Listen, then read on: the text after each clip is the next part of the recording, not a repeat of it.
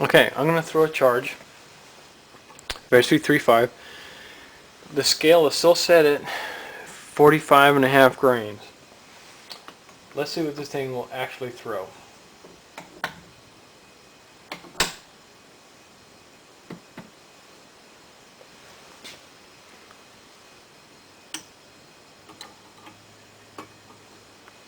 You notice that the powder measure is set up identical.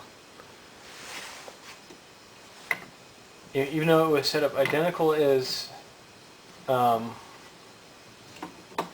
was for the Varget, we're still throwing a different charge, correct? I want to show you why. Ball powder is a much finer granulation, therefore the volume in there is going to be greater. So let's see what the difference really is.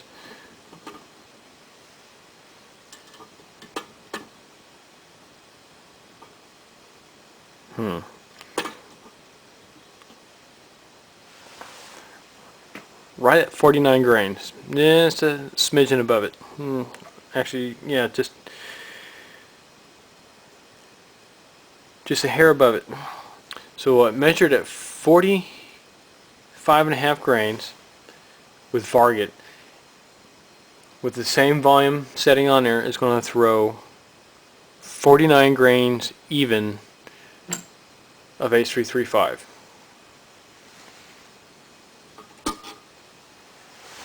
Now I'm going to show you the nice thing about ball powders.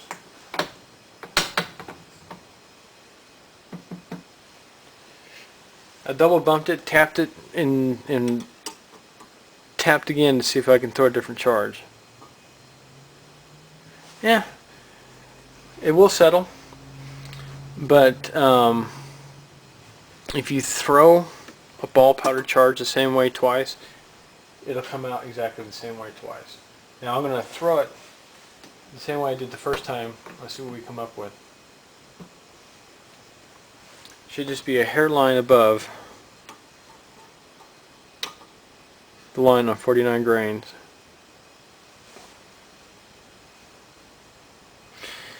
Remember, consistency is the key, just like your trigger pull. You're going to seat your bolt the same. You're going to seat your primer the same. You're going to throw your charges the same. If you do it the same way each and every time, you're going to have greater consistency. Now this is what's called volume powder measuring.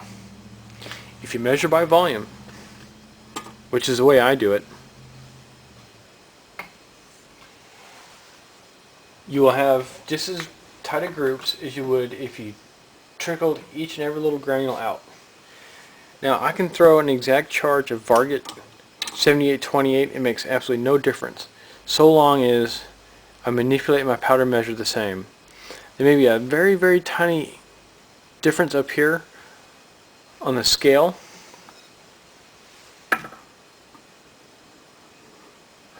There may be a very fine difference up here, but in a case that has the powder capacity of a 308, you're not going to notice it at all on the paper.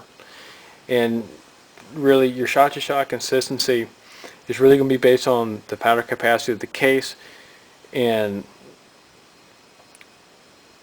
that's going to have more to do with your standard deviation more than, you know, a hundredth of a grain. Notice how fine the powder is for ball powder. It's extremely fine. That's why ball powder throws such consistent charges. You just have to remember that your powder measure can only throw charges as consistently as you can manipulate the machine itself. Whether it's the Lee Perfect powder measure, or the RCBS Uniflow, or the Redding, makes no difference. It's the operator that controls the machine. Now for contrasting, take a look at this propellant. This is IMR 4350. It is the standard mainstay powder for decades for the 30-06. Works really well. But look how coarse it is. When you run it through a powder measure, you're going to have a a phenomena called grain cutting, where it takes one of these long grains, or several of them, and it's going to cut it in two going through the powder measure. So good sized little granules here. What you have to be aware of is that you're going to cut grains and you have to throw that powder charge consistently every time. Okay, you notice I still have my can here of 4350. That way I know what's in my thrower. I'm going to show you what grain cutting looks like. It doesn't happen every time you throw a charge, but it will happen a lot, especially with the coarser powders. The powder thrower will stop and you're going to hear this. It's going to sound like a crunch.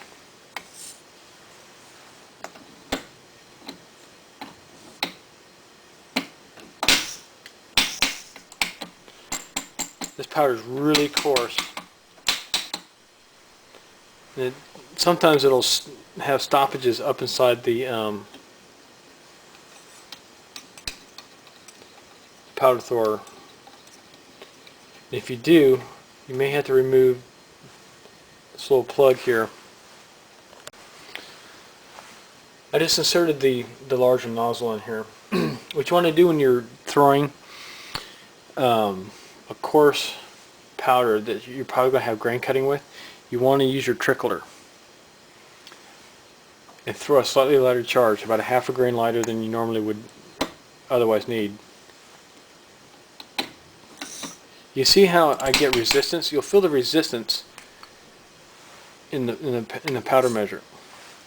Sometimes the resistance is a little bit, sometimes it's a lot. Now, grain cutting isn't always a bad thing, but it's something you're going to run into. Now I want to show you something. This is the other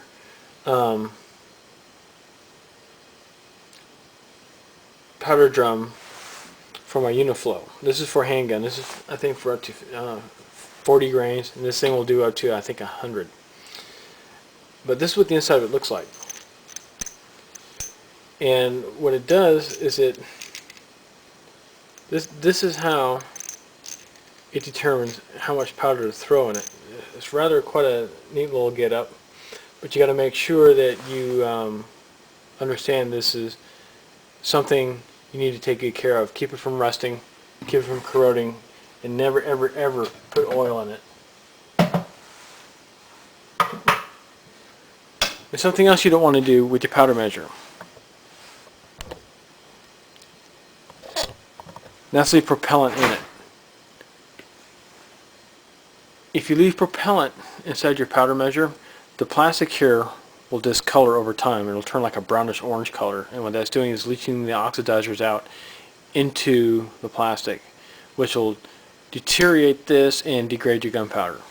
And you don't want either of that. When you're done with your powder measure, you're done throwing charges, take whatever surplus powder is left in here and put it back in the canister that it came from.